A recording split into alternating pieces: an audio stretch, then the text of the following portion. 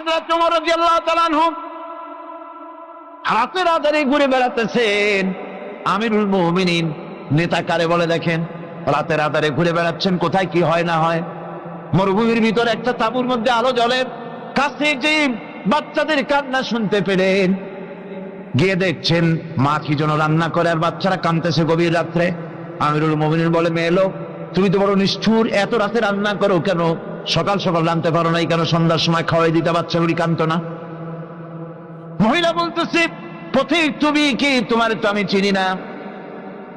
আমি এই বাচ্চাগুলি, আমরা কিন্তু মদিনার লোক নই, আমরা মদিনার বাইরের লোক, এই দেশের লোক নাই, বাইরের থেকে এসেছি। মদিনা সরকারের কাছে কিছু পাবো, সাহায্য নেওয়ার জন্য এসেছি, কিন্তু মদিনার খলিফার কাছে এখনো যেতে পারি নাই। আমরা আজকে 3-4 দিন না খাওয়া রয়েছি, ক্ষুধার জ্বালায় বাচ্চারা কান্দে। আমি হাড়িতে কোনো খানা রান্না করি না, বাচ্চাদেরকে সান্ত্বনা দেওয়ার জন্য হাড়ির ভিতরে পানি আর পাথর দিয়ে নাড়াচাড়া করতেছি। আমিরুল মুমিনিন তার পায়ের তলা থেকে যেন মাটি খসে যাচ্ছে, ভয় হয়ে গেল, আল্লাহর ভয় তারই হয়ে গেল তার ভিতরে। বললেন, মা একটু অপেক্ষা করো, দেখি কিছু করতে পারি নাকি।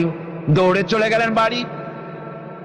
বৃদ্ধ আসলামকে ডেকে বললেন, বাইতুল মালের দরজা খোলো, বস্তা নিয়ে আসো, আটা ঢুকাও, পেঁয়াজ ঢুকাও, রসুন ঢুকাও, তরি তরকারি ঢুকাও। ঢুকানো হয়ে গেল, বস্তা মুখ বন্ধ। আমিরুল মুমিনিন বলছেন, আসলাম, এই বস্তাটারে এবার আমার মাথায় উঠাইয়া দাও। হযরত আসলাম বলেন, হুজুর, এই বস্তা বহন করার জন্য আমি খাদিম তো হাজির আছি, আপনি নেবেন কেন? আমিরুল মুমিনিন বলছেন, দেখো, যেই দৃশ্য আমি দেখে এসেছি, কিয়ামতে আমারে আসামি বানানো হবে, তোমারে বানানো হবে না, কাজী আমার বোঝা আমার মাথায় উঠাও।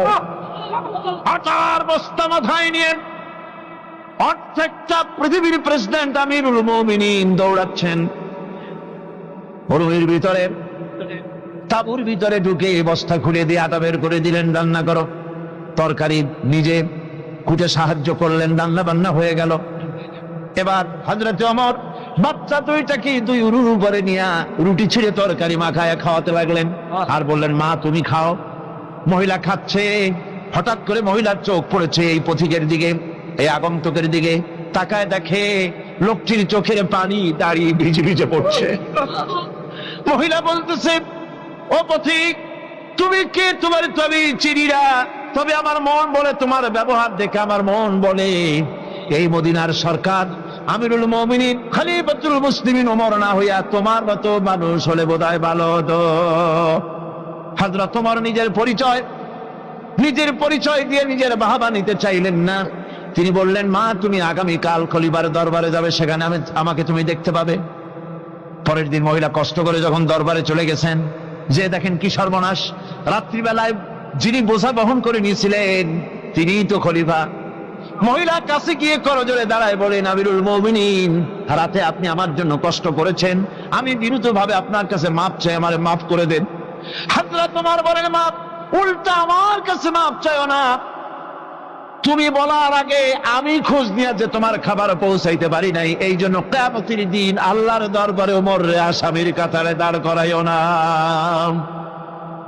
নেতা, এই নেতা তৈরি করেছিলেন বিশ্বনবী জনাবে মুহাম্মদ রাসূলুল্লাহ সাল্লাল্লাহু আলাইহি ওয়াসাল্লাম।